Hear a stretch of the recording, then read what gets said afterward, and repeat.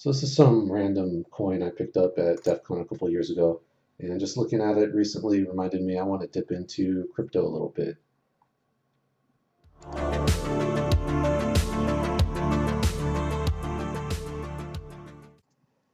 So I recently gotten a little bit more interested in cryptocurrency, and I have a FreeNAS server always running, and I remember seeing that there's a plugin for mining a particular currency, and that turned out to be Monero. So I went looking for it, and it's over in community, and it's going to be the plugin second to last, which is XMRig.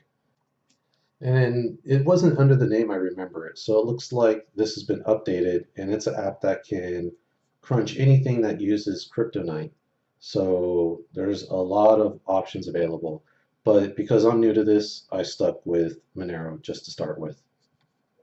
And it's a one-click install, so pretty easy.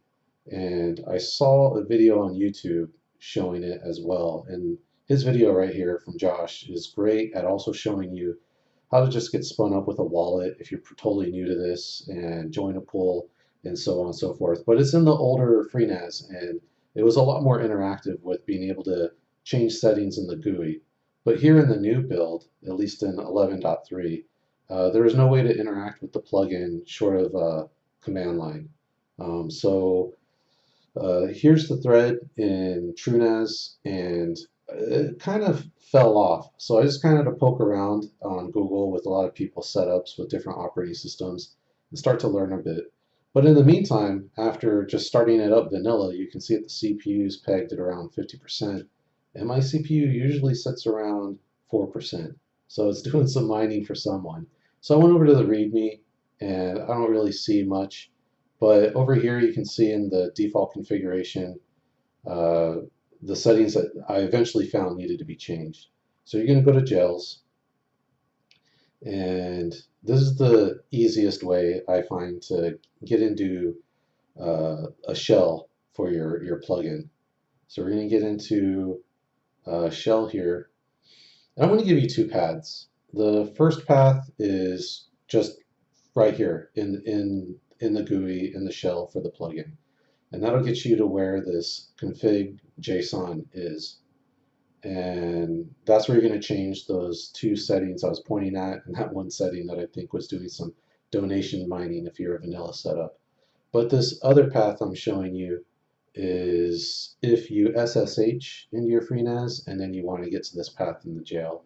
And this is good to know because I like to use PuTTY, especially in this instance where I just wanted ease of copy and paste of this huge address that you have to paste into the JSON, which is your payment address. So here's the two paths, and you're going to go in there and see that you're going to keep pretty much all these settings default. And I was surprised to me, you're not even going to change algorithm or coin. And I just changed the URL to the pool I wanted to join. And user is your pay address for Monero. And after I put those two changes in and saved it and restarted the plugin, voila, success. CPU's pegging at around 50 as it was before, versus when I had bad configurations in there, the CPU would just go back down to about 4%. And then to wrap up, the success is not only is the CPU going with threads that I'm pretty comfortable with, but then going over to the pool that I joined, their live website, and seeing that with my pay address, there's actually one worker showing up and results happening. So it's chugging away, which is a good sign. So the next thing I want to start digging into is jail security for one, and I kind of want to change how I set up DHCP on the interface for the jail. And so it's getting an IP in my LAN to then go talk out to the LAN. And I kind of want to maybe use a VLAN on this. And I have a couple more designated interfaces on the back of this machine if I want to go that route as well. But just another opportunity to do some more learning, as I've never played with VLANs on FreeNAS before. And that's my quick tips on getting this to run on FreeNAS 11.3. I'm going to keep plugging away a little bit and see if I can manipulate the settings that allow that API to be interfaced with, so you can open up a tab and look at some of the live data.